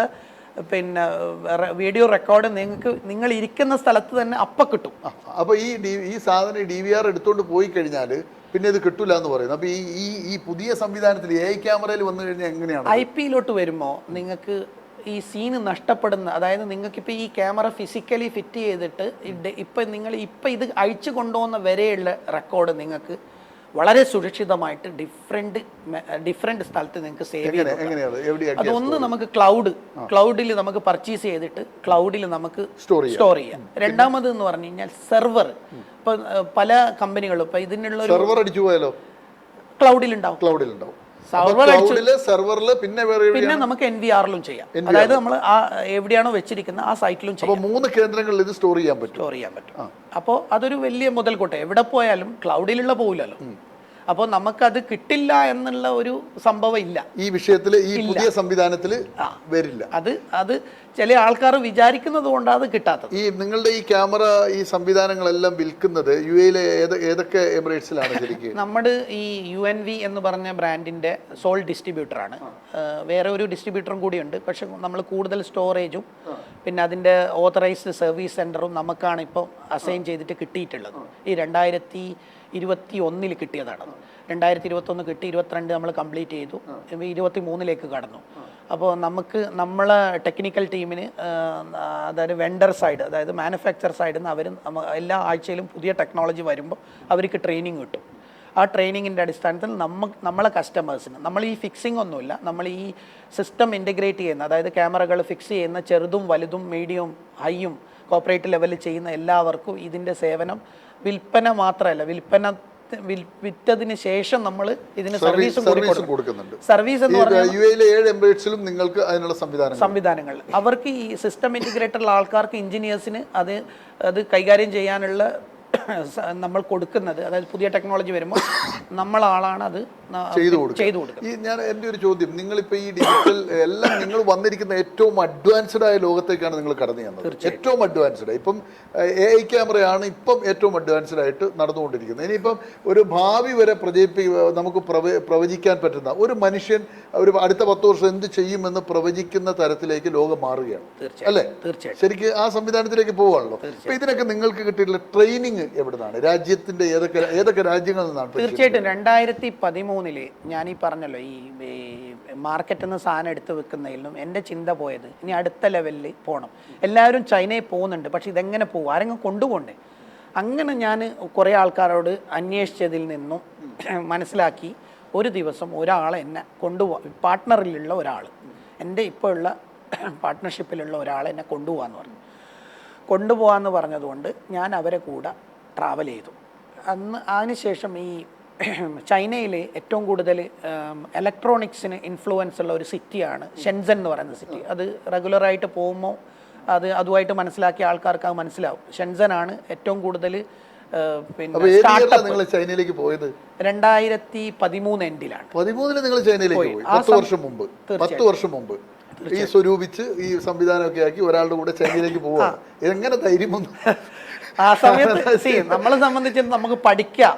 കാരണം ചൈനയിൽ ശരിക്കും ഞാൻ എവിടെയോ എൻ്റെ മദ്രസ കാലഘട്ടങ്ങളിൽ ഏതോ ഒരു ബുക്കിൽ വായിച്ച് അതിന്റെ ആധികാരികത എനിക്കറിയില്ല. അത് നബി പറഞ്ഞിട്ടുണ്ട്, നിങ്ങൾ ചൈനയിൽ പോയാണെങ്കിലും ഇൽമ പഠിക്കണമെന്ന് പറഞ്ഞു. ഇൽമ പഠിക്കണമെന്നാണ് പറഞ്ഞത്. അപ്പോ അറിവ് നേടണം, ചൈനയിൽ പോയിട്ടാണെങ്കിൽ നിങ്ങൾ അറിവ് നേടണം മുഹമ്മദ് നബി പറഞ്ഞതായിട്ട് പുസ്തകങ്ങളിലുണ്ട്.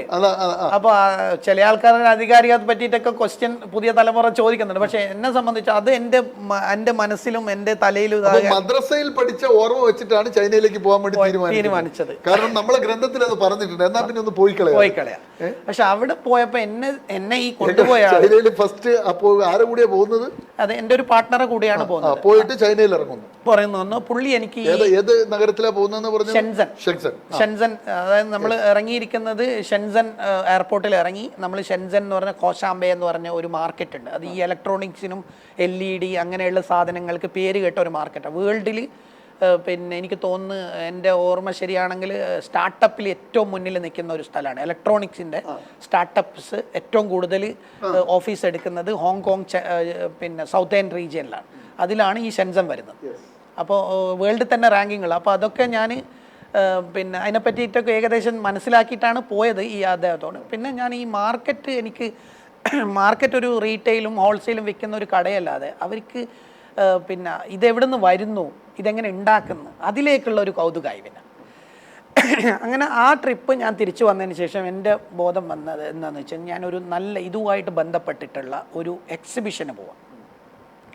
അങ്ങനെ CPSC എന്ന് പറഞ്ഞ ഒരു എക്സിബിഷൻ ഉണ്ട് 2014. അതെ, ചൈനയിൽ. ഒരു വർഷം ഷെൻസനിലും വേറൊരു വർഷം ബീജിങ്ങിലും നടക്കുന്ന ഒരു എക്സിബിഷനാണ്. അങ്ങനെ ഈ 2 ഇയറിൽ ഷെൻസനിൽ നടക്കുന്ന ആ ഒരു എക്സിബിഷനിൽ ഞാൻ പോയി പങ്കെടുത്തപ്പോൾ എനിക്ക് മനസ്സിലായ ഈ പാർട്ടിസിപ്പൻ്റ് എന്ന് പറഞ്ഞു കഴിഞ്ഞാൽ മാനുഫാക്ചേഴ്സാണ്. അപ്പോൾ അവരുടെ അടുത്ത് നിന്ന് നമ്മൾ ഡയറക്റ്റ് ക്യാമറ വാങ്ങൽ തുടങ്ങി. അതിൽ നിന്നും ആരംഭിച്ച് നമ്മൾ ഈ OEM, അതായത് നമ്മളെ പേരിൽ അടിച്ചു കൊണ്ടിരുന്ന സാധനം നമ്മൾ മാർക്കറ്റിൽ ഔട്ടായപ്പോൾ നമ്മൾ ഈ IP ക്യാമറയിലോട്ട് വന്നു. IP ക്യാമറയിൽ നിന്ന് നമ്മൾ ഡീലർഷിപ്പ്, ദഹുവ എന്ന് പറഞ്ഞൊരു ബ്രാൻഡ് ഡീലർഷിപ്പ് എടുത്തു. അത് റീജിയണലിൽ നമ്മൾ ഡീലറായി. അതിനുശേഷം 2017 ഞാൻ ഈ യൂണിവ്യൂ, അതായത് ഇപ്പം UNV എന്ന് നാമകരണം ചെയ്ത ഈ ബ്രാൻഡ് നമ്മൾ ഡിസ്ട്രിബ്യൂഷൻ എടുക്കുന്നു. അതിനെ നമ്മൾ പതിയെ വളർത്തിക്കൊണ്ടുവന്ന് ഇപ്പോൾ അതിൻ്റെ ഒരു നല്ല ടേൺ ഓവർ. എത്ര രാജ്യങ്ങൾ ഇതിനിടയിൽ സന്ദർശിച്ചു? ഇപ്പോൾ എനിക്ക് തോന്നുന്നു ഒരു 17-18 രാജ്യങ്ങൾ. ഏതൊക്കെ രാജ്യങ്ങളിലാണ് സെമിനാറുകൾ അറ്റൻഡ് ചെയ്തിട്ടുള്ളത്? അതിൽ മലേഷ്യ പോയിട്ടുണ്ട്. മലേഷ്യയിൽ ഏത് സെമിനാറിലാണ് പങ്കെടുത്തത്? മലേഷ്യയിൽ ഇതുമായിട്ട് ബന്ധപ്പെട്ടിട്ട് അതൊരു എൻ്റെ ഓർമ്മ ശരിയാണെങ്കിൽ 2018 സിംഗപ്പൂർ. വേറെ ഏതൊക്കെ രാജ്യങ്ങളിലാണ്? പിന്നെ ഞാൻ ഇന്ത്യയിൽ പങ്കെടുത്തിട്ടുണ്ട്, ഡൽഹിയിൽ. നമ്മളെ ഇന്ത്യയിൽ എന്തെങ്കിലും സാധ്യത ഉണ്ടോ എന്ന് പഠിക്കാൻ വേണ്ടി. സ്വിറ്റ്സർലാൻഡിൽ ഒരു ഫാമിലി ട്രിപ്പ് പോയതാണ്. അത് പാരീസിൽ പോയിട്ടുണ്ട്. അങ്ങനെ ഒത്തിരി 18ഓളം വിദേശ രാജ്യങ്ങൾ കവർ ചെയ്യാൻ പറ്റി. ഈ AI ക്യാമറയൊക്കെ ഇപ്പൊ നിങ്ങൾക്കറിയാലോ, കേരളത്തിൽ ഏറ്റവും കൂടുതൽ ചർച്ച ചെയ്യുന്ന ഒരു സാധനമാണ്. ഇതിന്റെ വരവോടുകൂടി ഉണ്ടാകാവുന്ന പ്ലസ് എന്താണ്? എന്തൊക്കെ ഗുണങ്ങളാണ് നമുക്ക് ഉണ്ടാകാൻ പോകുന്നത്? കാരണം നിങ്ങൾ 10-20 വർഷമായിട്ട് ഈ ഫീൽഡിൽ തന്നെയാണല്ലോ. ഈ ക്യാമറ തുടക്കം സാധാരണ ക്യാമറ കൊണ്ടുപോയി ഫിറ്റ് ചെയ്യുന്നു, അതിനുശേഷം അതിന്റെ ഏറ്റവും അഡ്വാൻസ്ഡ് ആയിട്ടുള്ള സാധനം ഇന്ന് ഏറ്റവും കൂടുതൽ വിൽക്കുന്ന കമ്പനിയുടെ MD ആണ് താങ്കൾ. അപ്പൊ ഈ AI ക്യാമറ വരുന്നതോടുകൂടി ഉണ്ടാകാവുന്ന വിപ്ലവങ്ങൾ എന്തൊക്കെയാണ്? ഇപ്പൊ ദുബായിൽ എന്തൊക്കെ വിപ്ലവങ്ങൾ ഉണ്ടായിട്ടുള്ളത്? ഇത് ശരിക്കും പറയാന്ന് വെച്ച് കഴിഞ്ഞാൽ ഇത് കുറെ ആളെ ജോലി കളയലാണ് ആദ്യത്തെ സംഭവം. ഇത് ശരിക്കും പറയാൻ ചെയ്തപ്പം ആൾക്കാർ ഒളിഞ്ഞും തെളിഞ്ഞും ജോലി പോകുമെന്ന് പറയുകയാണെങ്കിൽ ശരിക്കും അതാണ് സംഭവം. എന്തൊക്കെയാ ഈ AI ക്യാമറ എന്തൊക്കെ പണി എടുക്കും? AI ക്യാമറ എന്ന് പറഞ്ഞാൽ ഓട്ടോമാറ്റഡ് എന്ത് സാധനവും ഇത് ചെയ്യും. ഇപ്പം നിങ്ങൾ ലോജിസ്റ്റിക്സ് കമ്പനീസിന് നിങ്ങൾക്ക് ഒരു സാധനം ഇപ്പൊ ചൈനയിൽ ആമസോൺ, അത് വേൾഡിൽ നമ്പർ 1 ആണ് ആമസോൺ. ആമസോൺ കഴിഞ്ഞാൽ ആലിബാബ ചൈനയിലെ തന്നെ പിന്നെ ഏറ്റവും വലിയൊരു കമ്പനിയാണ്.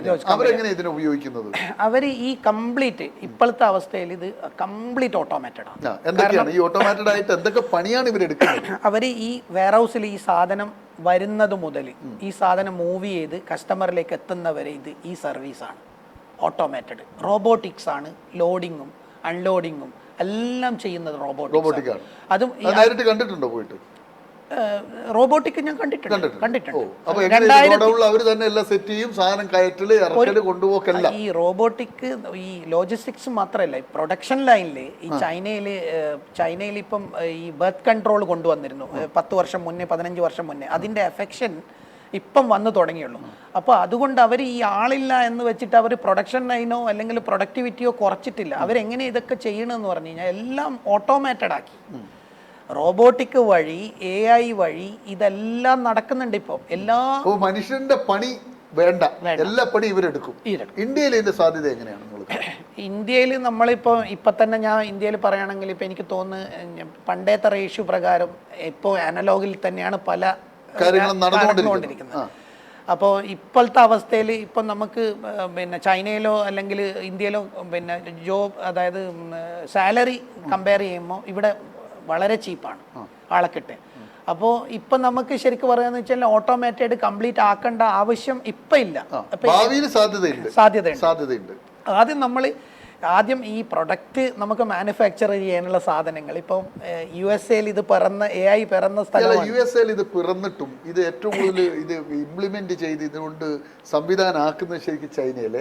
അതിനെങ്ങനെയാണ് നിങ്ങൾ വിലയിരുത്തുന്നത്? അവര് കൃത്യമായിട്ട് ഇപ്പം നിങ്ങളൊരു സാധനം അവർ ശരിക്കും പറയുന്നത് ഇതിൻ്റെ ഉത്ഭവത്തിൽ ഈ ഡിസൈനിങ് പാർട്ടിലോ അല്ലെങ്കിൽ ചിപ്സെറ്റ് ഉണ്ടാക്കുന്നതിലോ അമേരിക്ക പോലുള്ള രാജ്യങ്ങളാണ് മുന്നിൽ നിൽക്കുന്നത്. ഇപ്പോഴും അവരെ ചിപ്സെറ്റ് ഉണ്ടാക്കുന്ന കാര്യക്ഷമത, അത് തരുന്ന ഫങ്ഷണൽ അച്ചീവ്മെൻ്റ് എന്ന് പറയുന്നത് ഹൈ ആണ്.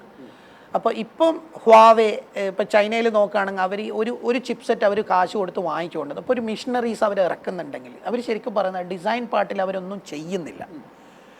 ഡിസൈൻ പാർട്ടിൽ അവരൊന്നും ചെയ്യുന്നില്ല. അവരെന്താ ചെയ്യുന്നത്? അവർ മെയിനായിട്ട് ഞാൻ നോക്കുമ്പോൾ അവർ കോപ്പി മാസ്റ്ററാണ്. എല്ലാ സാധനം അവർ കോപ്പി അടിക്കും. അതും ഡിക്റ്റോ കോപ്പി അവരടിക്കും. അത് നിങ്ങൾക്ക് എന്ത് ക്വാളിറ്റിയിൽ വേണമെങ്കിലും ഇപ്പം നിങ്ങൾ ഉപയോഗിക്കുന്ന ഏറ്റവും വിലപിടിക്കുന്ന വാച്ച്, ഞാൻ ഉപയോഗിക്കുന്ന വാച്ച്, അതിൻ്റെ കോപ്പി ഇന്ത്യക്കാർക്ക് ഇതുവരെ ഉണ്ടാക്കാൻ പറ്റിയിട്ടില്ല. ഏറ്റവും നല്ല സാധനം ഉണ്ടാക്കി നമുക്ക് അവർ തരും. ഏറ്റവും കൂടുതൽ പോയിട്ടുള്ള രാജ്യം ഏതാണ് ശരിക്കും? ചൈന. എല്ലാ വർഷവും ഏറ്റവും കൂടുതൽ പോയിരിക്കുന്ന 2 രാജ്യങ്ങൾ. ഒന്ന് ഹോങ്കോങ്. ഹോങ്കോങ് എന്ന് പറഞ്ഞാൽ ഷെൻസന്റെ ഒരു കോറിഡോറാണ്. അവിടെ ഫ്ലൈറ്റ് ഇറങ്ങിയിട്ട് ഞാനൊരു ട്രെയിനിലാണ് ഷെൻസനിലോട്ട് പോകുന്നത്. പിന്നെ ഇത് വ്യാവസായിക അടിസ്ഥാനത്തിൽ കോസ്റ്റ് എഫക്റ്റീവായിട്ട് ഉണ്ടാക്കണമെന്നുണ്ടെങ്കിൽ USA-ക്കോ യൂറോപ്യൻ കൺട്രീസിനോ പറ്റില്ല. അതിനുള്ള വർക്ക് ഫോഴ്സോ അതിനുള്ള ഐഡിയോ അല്ലെങ്കിൽ അതിന് ഒന്നാമത് ഈ നമുക്ക് ഡോളറിലോട്ട് അവരെ പിന്നെ വേജസ് കൊടുക്കൽ പ്രാക്ടിക്കൽ അല്ല. ഇവിടെ എന്ന് പറഞ്ഞു കഴിഞ്ഞാൽ ലോക്കൽ കറൻസി യുവാനാണ്.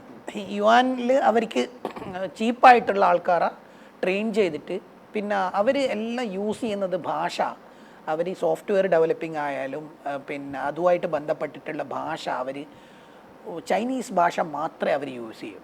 അപ്പോൾ അവർക്ക് നിങ്ങളെങ്ങനെ അവരായിട്ട് കമ്മ്യൂണിക്കേറ്റ് ചെയ്യുന്നത്?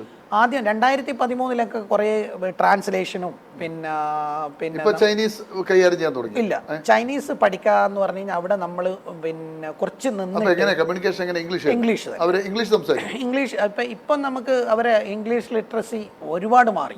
അവരിപ്പോ കാര്യങ്ങൾ പഠിക്കാൻ തുടങ്ങിയിട്ടുണ്ട്. എല്ലാ കമ്പനികളിലും ഈ മുതലാളിക്ക് ചൈനയിൽ കണ്ട പോസിറ്റീവ് കാര്യങ്ങൾ എന്തൊക്കെയാണ്? ഏറ്റവും കൂടുതൽ പോകുന്ന സ്ഥലം എന്നുള്ള നിലക്ക് ചൈന അവര് ഇത്രയും വലിയ രാജ്യമായിട്ടും അവർ ഓർഗനൈസ്ഡ് ആണ്.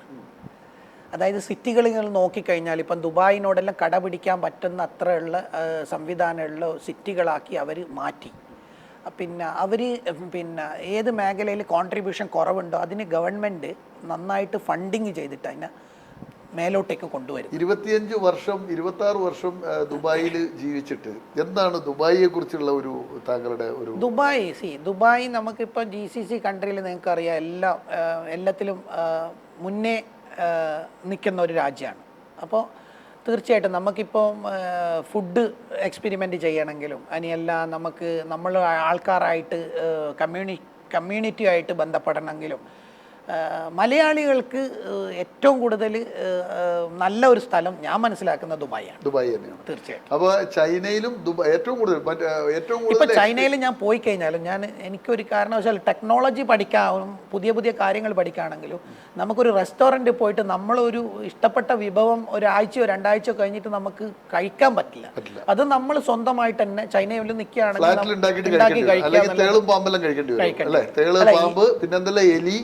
ഈ തേളും പാമ്പൊന്നും സാധാരണക്കാരന്റെ ഭക്ഷണമല്ല. അവർ കൂടുതലായിട്ട് സാധാരണക്കാരൻ ഒരു 10 യുവാൻ കൊടുത്തു കഴിഞ്ഞാൽ ഒരു ചിക്കൻ അല്ലെങ്കിൽ നൂഡിൽസ് കിട്ടും. പാമ്പും താളൊക്കെ ലക്ഷറിയാണ്. അത് സാധാരണക്കാരൻ കഴിക്കാൻ പറ്റില്ല. കൊടുത്തയക്കുന്നതിനെ കുറിച്ച് ആലോചിക്കേണ്ടി വരും. പാമ്പുകളൊക്കെ ലക്ഷറിയാണ്. ഈ പറഞ്ഞതുപോലെ ഈ കോഴിയൊക്കെയാണ് അവിടെ വില കുറഞ്ഞ് കിട്ടുന്നത്. പിന്നെ നമുക്കൊരു ഈ ഫുഡിന്റെ കൾച്ചർ വെച്ചിട്ട് നമുക്ക് ഒരിക്കലും അവരെ അഡോപ്റ്റ് ചെയ്യാൻ പറ്റില്ല. കാരണം എന്ന് വെച്ച് കഴിഞ്ഞാൽ നമ്മൾ നന്നായിട്ട് കുക്ക് ചെയ്തിട്ടാണ് കഴിക്കുന്നത് മീറ്റൊക്കെ. അവരെന്ന് പറഞ്ഞാൽ ഹാഫ് വേവിലാണ് കഴിക്കുന്നത്, അത് ഹാഫ് ബോയിലാണ്. അപ്പോൾ അതൊരു ശരിക്കും ഒരിക്കലും വേവത്തില്ല. ഈ ബീഫ് പോലത്തെ സാധനങ്ങളൊന്നും ഒരിക്കലും വേവില്ല. പിന്നെ അതുകൊണ്ട് നമുക്ക് അവരെ ഫുഡ് അത്രക്ക് അങ്ങോട്ട് പിടിക്കില്ല. പിന്നെ ഒരു ഏരിയ ഉണ്ട്, ഷിൻജിയാൻ എന്ന് പറഞ്ഞൊരു പ്രൊവിൻസ് ഉണ്ട്. അവിടെ അവർ ഏകദേശം നമ്മളെ ഫുഡും കൾച്ചറുമായിട്ട് അടുത്ത് നിൽക്കുന്ന ആൾക്കാരാണ്. ആ ഫുഡ് ഏകദേശം അറബിക് ഫുഡുമായിട്ട് അടുത്തായിട്ട് വരും. അത് നമുക്ക് കഴിക്കാം, അത് നമുക്ക് പ്രശ്നം. അതിൽ മസാലയും നമുക്ക് വേണ്ടുന്ന ചേരുവകളൊക്കെ അതിലുണ്ട്. തെറ്റിയ നിലക്ക് അത് മാത്രം കഴിക്കാം. ഇപ്പം ദുബായിൽ കുടുംബമൊക്കെ ദുബായിൽ തന്നെയാണ്, എല്ലാവരും ഒരുമിച്ച് അവിടെ തന്നെ താമസിക്കും. ഭാര്യ എന്താണ് പേര്, അവരെന്താ ചെയ്യുന്നത്? ഭാര്യ മുഫ്സീൻ ആണെന്ന് പേര്. മുഫ്സീന ഹൗസ് വൈഫാണ്. എന്റെ മക്കളെ നന്നായിട്ട് നോക്കുന്നു, എഡ്യൂക്കേഷനിൽ സപ്പോർട്ട് ചെയ്യുന്നു. വൈഫിന്റെ ഒരു പിന്തുണ ഉണ്ട് തീർച്ചയായിട്ടും. ഈ രണ്ടാമത്തെ ഉദ്യാനം ഞാൻ ഈ ഡിജിറ്റൽ ലിങ്ക് തുറക്കുന്ന സമയത്ത് എന്നെ സാമ്പത്തികമായിട്ട് സഹായിച്ചത് എൻ്റെ വൈഫാണ്. കാരണം നമ്മൾ ഒരു സ്ഥലത്ത് വീണ സ്ഥലത്തുനിന്ന് എല്ലാവരും ധൈര്യം കിട്ടണമെന്നില്ല. കാരണം ഞാനൊരു ഇതിൻ്റെ ഇടയിൽ ഈ ജോലിയുള്ള സമയത്ത് ഞാൻ ഈ സൈഡിൽ എന്തെങ്കിലുമൊക്കെ ഫ്യൂച്ചറിസ്റ്റിക്കിന് വേണ്ടിയിട്ട് ഞാൻ എന്തൊക്കെയോ ഇൻവെസ്റ്റ് ചെയ്തിരുന്നു. അതൊന്നും ഞാൻ വിചാരിച്ച രൂപത്തിലൊരു റിട്ടേൺസ് എനിക്ക് തന്നില്ല. പിൽക്കാലത്ത് എൻ്റെ എയിമിലേക്ക് ഞാൻ തന്നെ രംഗത്തിറങ്ങിയിട്ട് ചെയ്ത ഒരു സ്ഥാപനമാണ് ഡിജിറ്റൽ ലിങ്ക്. അതിനെ നമ്മൾ 24 മണിക്കൂറും അതിൽ നമ്മൾ കണ്ണും നമ്മളെ മനസ്സും എല്ലാം അതിൽ കൊടുത്തിട്ട് ആണ് ഞാൻ ഈ ഇരിക്കുന്ന ഈ ലെവലിൽ ഇപ്പോൾ ഉള്ളത്. മക്കള് എത്ര പേരാണ്? മക്കള് 3 പേരാണ്. മൂത്തയാളുടെ പേരെന്താണ്? മിഷാൽ അബ്ദുൽ ഗഫൂർ. എന്ത് ചെയ്യുന്നു? ഗ്രാജുവേഷൻ ഡിഗ്രി കമ്പ്യൂട്ടർ സയൻസ് 2ാമത്തെ വർഷം. ഏത് കോളേജിലാണ്? അമറ്റി യൂണിവേഴ്സിറ്റി. അത് ദുബായിലാണ്, അക്കാഡമിക് സിറ്റിയിൽ. രണ്ടാമത്തെ ആള് ഇപ്പം SSLC പാസ്സായി. മിൻഹ അബ്ദുൽ ഗഫൂർ. എന്താ ചെയ്യുന്നത്? അവള് 10ാം ക്ലാസ് പാസ്സായി. 96% മാർക്ക് ഉണ്ട്. ഇനിയിപ്പോ അവക്ക് 96 ഉണ്ട്. കുട്ടികൾ നന്നായിട്ട് പഠിക്കും, പഠിക്കുന്നുണ്ട്. പഠിച്ചില്ലെങ്കിലും മക്കൾ പഠിച്ചിട്ടുണ്ട് അല്ലേ? അതാണല്ലോ നമ്മളെ എയിം. മൂന്നാമത്തെ ആള് ചെറുതാണ്, അവർ 7 വയസ്സായി, 2ാം ക്ലാസ്സിൽ പഠിക്കും. അതും അവിടെ തന്നെ ഒരു. എവിടെയാ താമസം? ദുബായില് അൽനാദ 1 ഗിസീസിലാണ് ഞാൻ താമസിക്കുന്നത്. അൽനഹ്ദ 1. അപ്പോൾ ഈ ദുബായിൽ മാത്രം ബിസിനസ് മതിയോ? നാട്ടിലൊന്നും ആലോചിക്കുന്നില്ലേ? നാട്ടില് നമുക്ക് എന്തെങ്കിലുമൊക്കെ വ്യാപിപ്പിക്കണമെന്നുണ്ട്. അതിന്റെ അടിസ്ഥാനത്തിൽ ഞാനിങ്ങനെ ഒരുപാട് ആലോചിച്ചുകൊണ്ടിരിക്കുകയാണ്. തുടങ്ങാം. പക്ഷേ നാട്ടില് സ്ട്രക്ചർ പഠിച്ച ആൾക്കാർക്ക് കറക്റ്റായിട്ട് ചെയ്യാൻ പറ്റുള്ളൂ. പക്ഷെ അത് പഠിക്കണം, എന്നാലും നമുക്ക് ധൈര്യത്തിൽ ഇവിടെയും ചെയ്യാൻ പറ്റും. ഈ അനാഥ ബാല്യം, അതിനുശേഷം സാധാരണ മലയാളികൾ പോകുന്നത് പോലെ ഹോട്ടലിൽ പോയിട്ട് ചിലപ്പോൾ ആദ്യഘട്ടത്തിൽ പ്ലേറ്റ് കഴുകലടക്കം ചെയ്തിട്ടുണ്ട്. അങ്ങനെ ജീവിതം കൊണ്ടുവരുന്നു, അങ്ങനെ ഇംഗ്ലീഷുകാരുടെ ഇടയിൽ പോകുന്നു, അങ്ങനെ ഇംഗ്ലീഷുകാരുടെ ആദ്യത്തെ ആട്ടും തുപ്പലം കേൾക്കുന്നു, പിന്നെ അവരിൽ നിന്ന് ഇംഗ്ലീഷ് പഠിക്കുന്നു, ടെക്നോളജി കരസ്ഥമാക്കുന്നു. ഈ എന്ന് പറഞ്ഞാൽ അക്കാഡമിക് ബാക്ക്ഗ്രൗണ്ട് ഇല്ലാതെ ഇന്ന് ഇത്രയും വലിയൊരു കമ്പനിയുടെ തലപ്പത്തിരിക്കുമ്പോൾ ജീവിതം എങ്ങനെയാണ് നോക്കിക്കാണുന്നത്? ഇപ്പോൾ എൻ്റെ കമ്പനിയിൽ ഏറ്റവും പഠിപ്പ് പറഞ്ഞ ആൾ ഞാനാണ്. അക്കാഡമിക് ബാക്ക്ഗ്രൗണ്ട്, സർട്ടിഫിക്കറ്റ് ഇല്ലാത്ത ആള് ഞാൻ. നിങ്ങളുടെ മുന്നിൽ ജോലി ചെയ്യുന്നവരെല്ലാം വലിയ സർട്ടിഫിക്കറ്റുകളാണ് നിങ്ങളുടെ കീഴിൽ ജോലി ചെയ്യുന്നത്. അതിനകത്ത് MBA-കാരുണ്ടാവും. അപ്പോൾ ഞാൻ പിന്നെ എനിക്കൊരു എൻ്റെ ഒരു എയിം എന്താണെന്ന് വെച്ച് കഴിഞ്ഞാൽ, എൻ്റെ പഴയ പ്രോമീഡിയ എന്ന് പറഞ്ഞ കമ്പനിയിൽ ഓംനിക്സ്, അതിന് പിൽക്കാലത്ത് ഓംനിക്സ് ആയി മാറി, ഓംനിക്സ് ഇന്റർനാഷണൽ എന്ന് പറഞ്ഞ കമ്പനി. എത്ര കമ്പനി ഉണ്ട് നിങ്ങളുടെ കീഴിൽ? എൻ്റെ കമ്പനിയല്ല പറഞ്ഞു, ഞാൻ ജോലി ചെയ്ത കമ്പനി. ആ ജോലി ചെയ്ത കമ്പനിയിൽ 2 ഐക്കോണിക് പേഴ്സൺ ഉണ്ടായിരുന്നു. എൻ്റെ മനസ്സിലെപ്പോഴും ഞാൻ ഈ കമ്പനി ഡെവലപ്പ് ആകുമ്പോൾ അവരെ എൻ്റെയിലേക്ക് കൊണ്ടുവരണം എന്നാണ്. അതിൽ ഞാൻ ഒരു പരിധി വരെ നിങ്ങളുടെ മുതലാളിയായിരുന്ന ആളുകളെയാണ് നിങ്ങൾ? മുതലാളിയല്ല, എൻ്റെ കൊളീഗായിരുന്ന ആളുകളാണ്. അല്ല, അവരൊക്കെ സെയിൽസിലുള്ള നല്ല സെയിൽസ് ക്യാപ്ചർ ചെയ്തിട്ട് ചെയ്യുന്ന കഴിവുള്ള അവരെ നിങ്ങൾ എടുത്തോ? അതെ, അവര് കണ്ണൂർ ജില്ലയിലുള്ള ആളായിരുന്നു 2 പേരും. അവരെ 2 പേരെ ഞാൻ ഇതിലേക്ക് എടുത്തു. അപ്പോഴാണ് നമ്മളെ ഗ്രോത്ത് കൂടിയത്. അപ്പൊ നമുക്ക് വൈവിധ്യമാർന്ന പഠിപ്പുള്ള ആൾക്കാരും നമ്മളെ കമ്പനികളിൽ ഉണ്ടായെങ്കിൽ മാത്രമേ പുതിയ ജനറേഷൻ നമുക്ക് മുന്നോട്ട് പോകാൻ പറ്റും. ഈവൻ ഇപ്പോഴത്തെ ജനറേഷനിൽ നമുക്കൊരു ഡിഗ്രി ഇല്ലാതെ ഒരു ജോബിന് അപ്ലൈ ചെയ്യാൻ പറ്റില്ലല്ലോ. നിങ്ങൾ ഈ 25 വർഷത്തിനിടയ്ക്ക് നിങ്ങളുടെ മനസ്സിൽ ഏറ്റവും സങ്കടം തോന്നിയ പ്രവാസ കാലം എന്ന് പറഞ്ഞ കണ്ണീർ കാലമാണ്. ശരിക്കും കണ്ണീരാണ്, പ്രവാസികളുടെ ഒരു സങ്കടമാണ്. ആ ഏറ്റവും സങ്കടകരമായ ഒരു ഓർമ്മ ഏതാണ്? എൻ്റെ ഉമ്മയുടെ അവസാന കാലഘട്ടമായിരുന്നു. ആ സമയത്ത് ശരിക്കും ഉമ്മ മരണപ്പെട്ടു. 3 വർഷം മുന്നേ 4 വർഷം മുന്നേ മരണപ്പെട്ടു. ഉമ്മാന്റെ ആ പിന്നെ രോഗശയ്യയിലായ സമയത്ത് നമ്മുടെ ഒരു സാമീപ്യം വേണം, പൈസ മാത്രം ഉണ്ടായാൽ പോരാ. അപ്പോൾ ഞാൻ ഈ ഡിജിറ്റൽ ലിങ്ക് തുറന്ന സമയങ്ങളിലാണ് ഈ അൽഷമേഴ്സ് രോഗത്തിൻ്റെ ഇതിൽ പിടിപെട്ടത്. അപ്പോൾ ഗ്രാജുവലി ആ ഞരമ്പുകളൊക്കെ ശുഷ്കിച്ച് ലാസ്റ്റ് വെള്ളം കുടിക്കാൻ പറ്റാത്തൊരവസ്ഥയിൽ മൂക്കിലൂടെ പൈപ്പൊക്കെ ഇട്ടിട്ടാണ് പിന്നെ ഒപ്പം നിൽക്കാൻ പറ്റിയില്ല.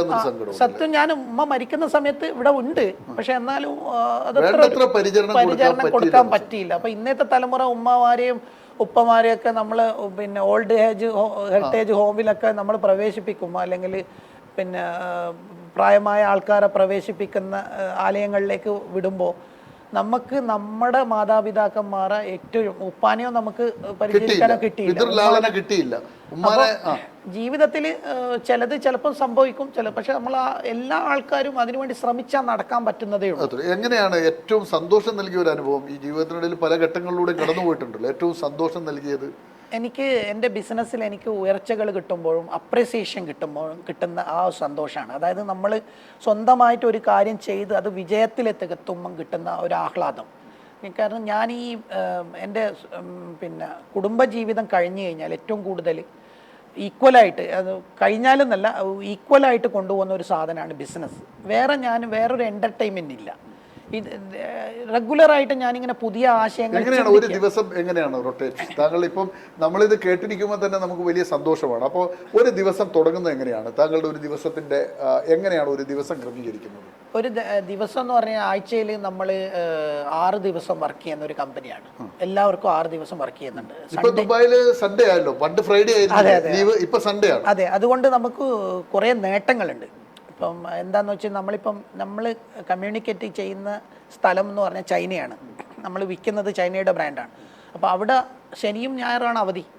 അപ്പം നമ്മളെ സംബന്ധിച്ചിടത്തോളം നമുക്ക് നമ്മൾ അവിടുത്തെ ഉച്ച എന്ന് പറയുന്നത്, അല്ല അവിടുത്തെ രാവിലെ എന്ന് പറയുന്നത് അവരുടെ ഉച്ചയാണ്. 4 മണിക്കൂർ മുന്നോട്ടാണല്ലോ. അപ്പോൾ അതുകൊണ്ട് ആൾക്കാർക്ക് ഈ ഡിസ്റ്റർബൻസ് ഉണ്ട്. അപ്പോൾ ഇപ്പോൾ നമുക്ക് എന്ത് ചെയ്യാന്ന് പറഞ്ഞാൽ സൺഡേ ആയതുകൊണ്ട് ഒരു ദിവസം നമുക്ക് എക്സ്ട്രാ കിട്ടി.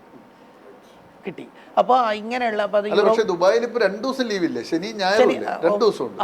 അത് പക്ഷേ ദുബായിലാണെങ്കിൽ ഷാർജയിൽ പോയി കഴിഞ്ഞാൽ അത് 3 ദിവസമായി അല്ലെ? അത് അവര് വ്യാഴം വെള്ളി ശനി ഞായർ 3 ദിവസം അവധി കൊടുത്തിട്ടുണ്ട് അല്ലേ? ചില എമിറേറ്റ്സിൽ അങ്ങനെയുണ്ട് അല്ലേ? നിങ്ങളുടെ ദുബായിൽ 2 ദിവസം അല്ലേ ശരിക്കും? ദുബായിൽ ശനിയും ഞായറും. പക്ഷെ നിങ്ങൾ ഒരു ദിവസമാണ് ലീവ് ഉള്ളൂ, 6 ദിവസം. കാരണം എന്ന് വെച്ച് കഴിഞ്ഞാൽ ഒന്നാമത് നമ്മളെ കസ്റ്റമേഴ്സ്. രാവിലെ എത്ര മണിക്ക് എഴുന്നേൽക്കും? രാവിലെ ഞാനൊരു സുബഹി ആവും എഴുന്നേക്കും. സുബഹി നമസ്കാരം കഴിഞ്ഞിറങ്ങും, പ്രാർത്ഥനയൊക്കെ കഴിഞ്ഞ് പിന്നെ കുറച്ചൊന്ന് നടക്കാനോ എക്സസൈസ്. എത്ര മണിക്ക് കമ്പനിയിൽ ഞാൻ എത്തുമ്പോൾ പിന്നെ കുറച്ച് ചാറ്റിങ്ങും കാര്യങ്ങളൊക്കെ രാവിലെ ചൈനയിലുള്ള മെയിൻ ഇമ്പോർട്ടൻ്റ് കാര്യങ്ങളൊക്കെ ചെയ്യും, മെയിലുകളെല്ലാം നോക്കും. അതിനുശേഷം ഒരു 10:30 മണിയാവുമ്പോൾ ഞാൻ അവിടെ. രാത്രി എത്ര മണിയാവും വീട്ടിലേക്ക് തിരിച്ചു? വീട്ടിൽ ഒരു 8, 8:30, 9 മണിയാവുമ്പോൾ ഞാൻ തിരിച്ചെത്തും. ഷെഡ്യൂളാണ് വളരെ ഉച്ചക്ക് അധികം ഭക്ഷണത്തിന് വീട്ടിലെത്തും. അപ്പൊ അങ്ങനെ ആക്കി. ആദ്യകാലങ്ങളിലൊന്നും പോവാറില്ലായിരുന്നു. ഇപ്പൊ ഞാനതൊരു ശീലമാക്കി, ഒരു സിസ്റ്റത്തിലേക്ക്. അതെ. വൈകിട്ട് ഒരു 2 മണിക്കൂർ റെസ്റ്റ് എടുത്തതിന് ശേഷം കൊണ്ടുപോകും. നമ്മുടെ സമയം തീരുകയാണ്. സക്സസ് സ്റ്റോറിയിൽ വ്യത്യസ്തമായ ഒരു എപ്പിസോഡാണ് ഇത്. നിങ്ങൾ കേട്ടിട്ടുണ്ടാവും. നിങ്ങൾ കേൾക്കുമ്പോൾ ഒരു കാര്യം മനസ്സിലാക്കാം. നമുക്ക് അക്കാഡമിക് ബാക്ക്ഗ്രൗണ്ട് ഒന്നും അല്ല, നിശ്ചയദാർഢ്യം, കഠിനാധ്വാനം. അല്ലെങ്കിൽ പാനൂർ എന്ന ചണ്ടയാർ എന്ന കൊച്ചു ഗ്രാമത്തിൽ നിന്ന് പ്രാഥമിക വിദ്യാഭ്യാസം മാത്രം കൈമുതലാക്കി കടൽ കടന്ന് അങ്ങ് ദുബായ് എന്ന് പറഞ്ഞാൽ ആ കാലഘട്ടത്തിൽ മനുഷ്യരുടെ സ്വപ്നമാണ്. ഇന്ന് രാവിലെ 3 മണിക്കൂർ കൊണ്ട് നമ്മളവിടെ എത്തും. കണ്ണൂരിൽ നിന്ന് ഫ്ലൈറ്റ് കയറിയാൽ നമ്മൾ 3 മണിക്കൂർ കൊണ്ട് കോഴിക്കോട് എത്തണമെങ്കിൽ 3 മണിക്കൂറാണ്. ആ സമയം കൊണ്ട് നമ്മൾ ദുബായിലെത്തും. രാവിലെ ദുബായിൽ പോയി ഉച്ചക്ക് ലഞ്ച് മീറ്റിംഗ് കഴിഞ്ഞ് വൈകുന്നേരം വീട്ടിലെത്തുന്ന ആളുകളാണ് ഇന്ന് കേരളത്തിലുള്ള വ്യവസായ പ്രമുഖരെല്ലാം. അവിടെയാണ് ഗഫൂറിനെ പോലുള്ള ഒരാൾ അച്ചീവ് ചെയ്തത്. നിങ്ങൾ കേട്ടല്ലോ, കണ്ടല്ലോ. മലയാളികൾക്ക് ഇതൊരു മാതൃകയാണ്, നമുക്കൊരു മാതൃകയാണ്. കാരണം കഠിനാധ്വാനം ഉണ്ടെങ്കിൽ വളരുന്നതിന് തടസ്സമില്ല. എന്ത് നമുക്ക് പഠിക്കാൻ പറ്റും. ഇംഗ്ലീഷുകാരോടൊപ്പം ചേർന്ന് ഇംഗ്ലീഷ് പഠിച്ചു. ഇന്ന് നമ്മൾ കേരളത്തിൽ ഏറ്റവും കൂടുതൽ കേൾക്കുന്ന AI ക്യാമറയുടെ ഏറ്റവും വലിയ വിപണന സാമ്രാജ്യത്തിൻ്റെ തലവനായിരിക്കുമ്പോഴും ഇപ്പോഴും പഠിച്ചുകൊണ്ടിരിക്കുകയാണ്. ഇത് മലയാളികൾക്ക്, നമുക്ക് ഈ എപ്പിസോഡ് ഒരു മാതൃകയാകണം. നിങ്ങൾ പഠിക്കാനും അത് പ്രാവർത്തികമാക്കാനും ശ്രമിച്ചാൽ ഏത് നിലവാരത്തിലും നമുക്ക് വളരാൻ പറ്റും എന്നുള്ളതിൻ്റെ ഏറ്റവും വലിയ ഉദാഹരണമാണ് ഗഫൂർ, അബ്ദുൽ ഗഫൂർ എന്ന ഗഫൂർ ചെണ്ടയാട്. നാടിൻ്റെ പേര് അദ്ദേഹം കൂടെ ചേർത്തിരിക്കുകയാണ്. വിലയേറിയ സമയമാണ് അദ്ദേഹം നമുക്ക് വേണ്ടി നൽകിയത്. ഒത്തിരി നന്ദിയുണ്ട് അബ്ദുൽ ഗഫൂർ. സക്സസ് സ്റ്റോറിയിൽ ഇത്രയും സമയം ചെലവഴിച്ചതിന് നന്ദി, നമസ്കാരം.